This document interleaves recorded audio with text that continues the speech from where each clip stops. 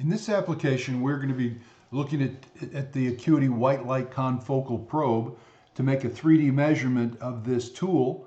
And we've scanned about a 10 by 10 millimeter scan using the CL4 MG35 probe.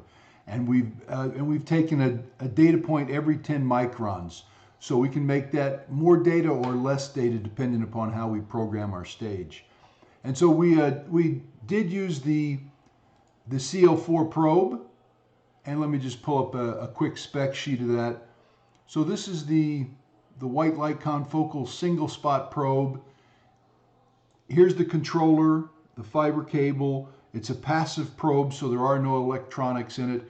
And what we do is we create a white light source using an LED bulb. We go through a lens that creates a monochromatic image or a rainbow. And as that hits a target surface, it bounces back up through our beam splitter into a filtering aperture, and we're actually measuring the color of the return signal, and we're using a white light spectrometer, so very accurate measurement of the color. And of course, by knowing the color, we've linearized that output, and we can measure a displacement.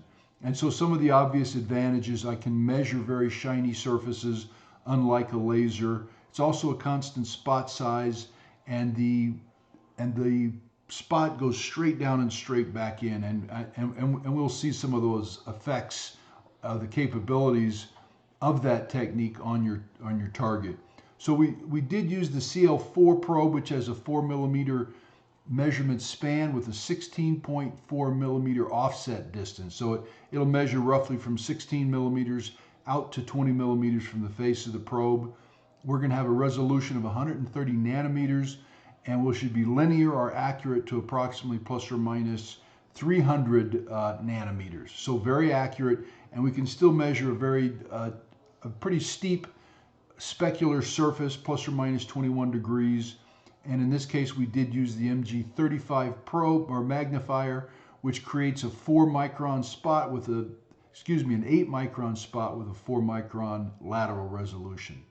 So let's go ahead and take a look at the results. So here's the image, once again, we scanned of the round pill tube.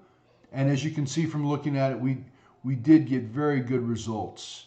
And here, some of these areas here, these appear to be dropouts, and that could be because we're just out of the range of the probe, is my guess, not having seen the setup. And just to confirm it, let's take a look at this in 3D.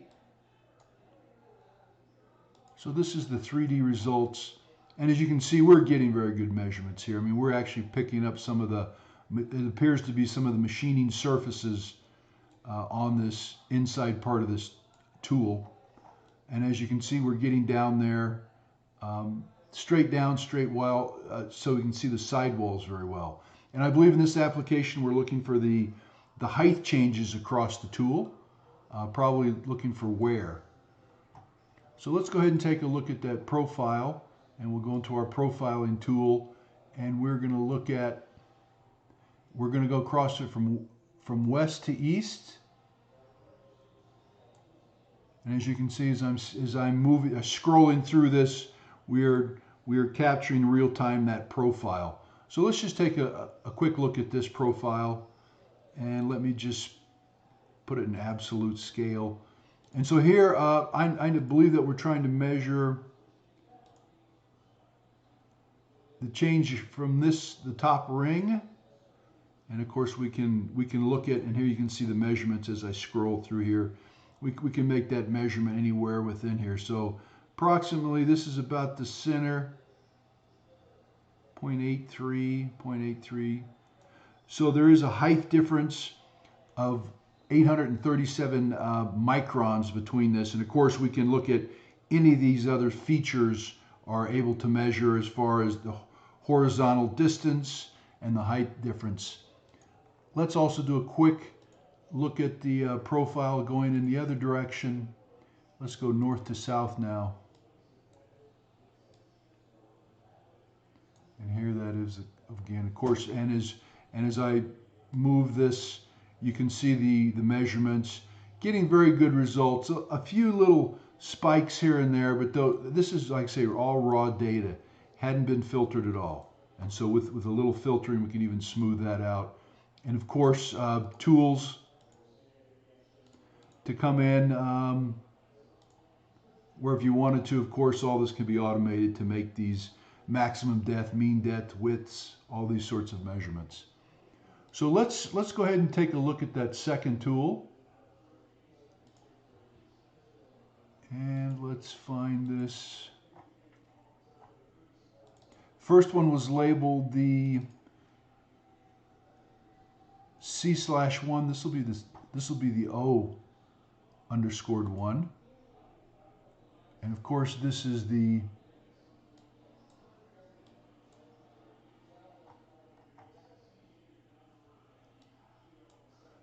let's just get rid of some of this. Automatic charts, we're looking at surface roughness. We're doing some other analysis here automatically. So let's just delete this. Here's our, once again, our raw scan of that surface. I'm going to come through here and do we're going to level it automatically to make sure that the results are flat or level. And let's just move this. So here's that image, and you know, here we do have some dropouts, and that's usually caused by the steep slope of the sides. If we went to a smaller probe, we would be able to pick up those measurements. Let's take a look at this in 3D. Once again, you can see that we are getting good measurements, especially on the bottom part, and I believe the top surface is which is what we're really interested in measuring, is that differential. And just to sort of give you a feel for what that looks like. Let's go ahead and take a look at let's go and do some profile measurements. Let's go west to east, approximately across the middle. And let's put it back to an absolute scale so we can see that. So here, once again, very good surfaces, and even with the dropouts, wouldn't be hard to interpolate that curvature of the part. And we can come through and we can, you know, with this, these are the manual tools, of course. If we had, it can all be automated with software. We're looking at that top height, and here's that segment. We can even go down into the target, but just on that bottom surface, we're showing about a 1.180 millimeter height change. And like I say, just real quickly scrolling across there, you can see that we're making very good measurements. Let's go and take a look at profile going north and south. And we'll just pick I see in the middle, there's that little middle section. It shows it. And let's put that in absolute scale. Once again, we can come in here and make these measurements from that surface to approximately about a 1.090 millimeter height differential. It's also possible to come in here and with some of our tools create an ISO 4287 surface roughness profile. So this surface has got a roughness of about 149 micron surface roughness.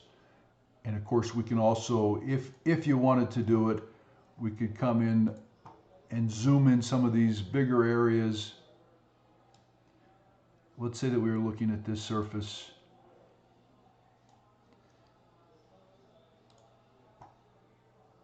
And we wanted to look, here's this surface in 3D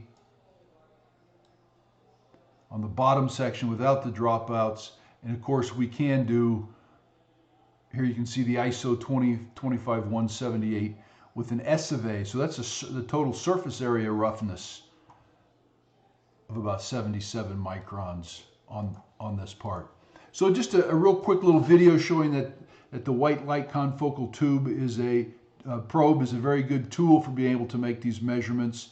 Possible to go to a smaller probe to pick up some more of the sidewalls if that's of interest.